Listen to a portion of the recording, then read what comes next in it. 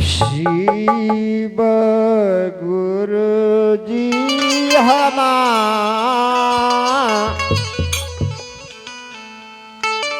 और चर्चा में गर्दाम चबले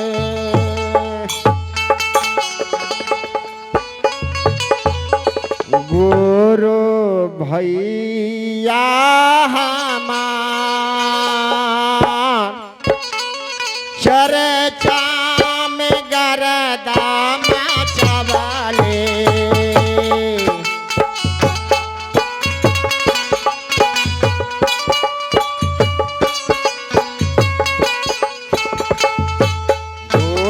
बहना हमार चर्चा में गर्दाम चबले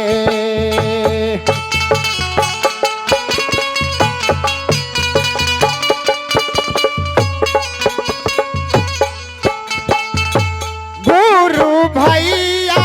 हमार गुरु भैया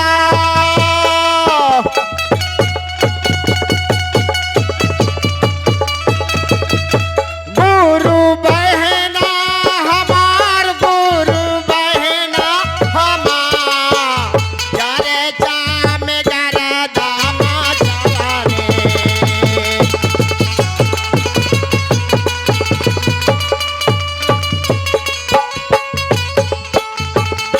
गुरु बहना हमार चर्चा में गर्दाम चबले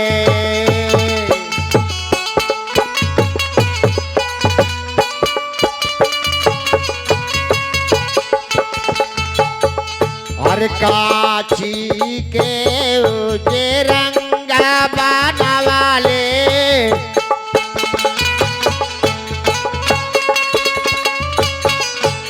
काची के उजे रंगा उड़ावाले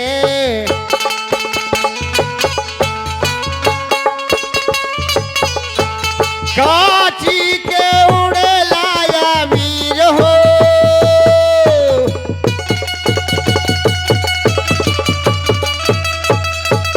ओहो काची के उड़े लाया वीर चर्चा में गर्दाम चबले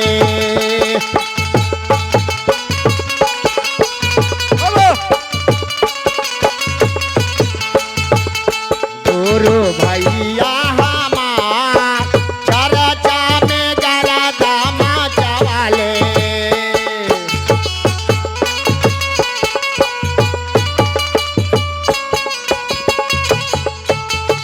रंग और वीर जानते हैं क्या चीज के बनाए?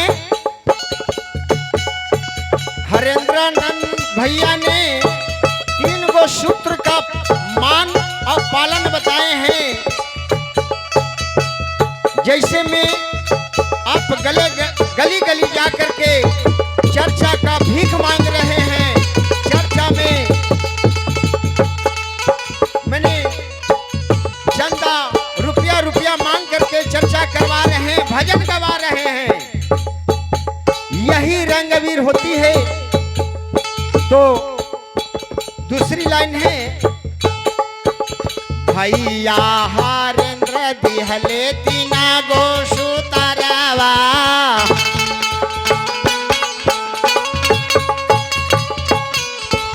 भैया हरेंद्र दिहले 3 गो सुतरवा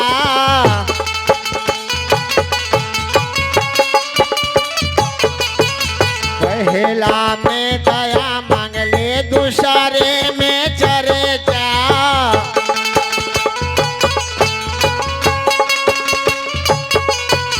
पहले में दया मांगले दूसरे में चर्चा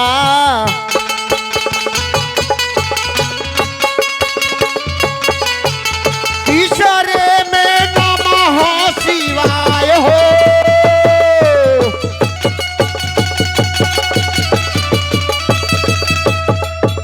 तीसरे में नमः शिवाय और चर्चा में गर्दाम चबले। भैया हमार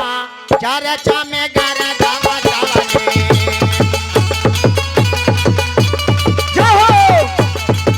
सुना दीदी हमार चर्चा के गरदा मचावले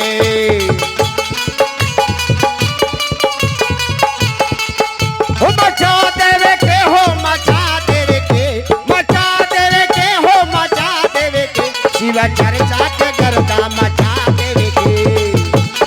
जय हो शिव चर्चा के गरदा मचा देवे के शिव चर्चा के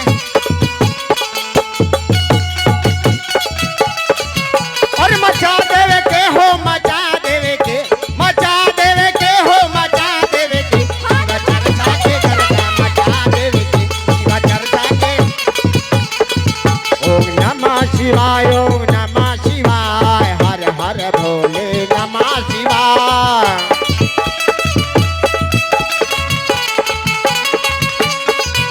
ओम नमः शिवाय ओम नमः शिवाय हर हर भोले नमः शिवाय सबको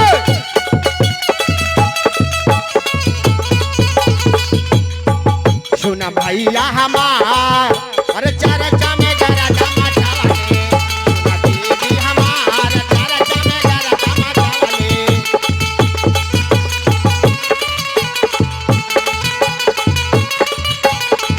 सुना भैया हमार चर्चा में गरदा मचावले सुना भैया हमार चर्चा के गरदा मचावले सुना दीदी हमार चर्चा के गरदा मचावले सुना बहना हमार चर्चा में गरदा मचावले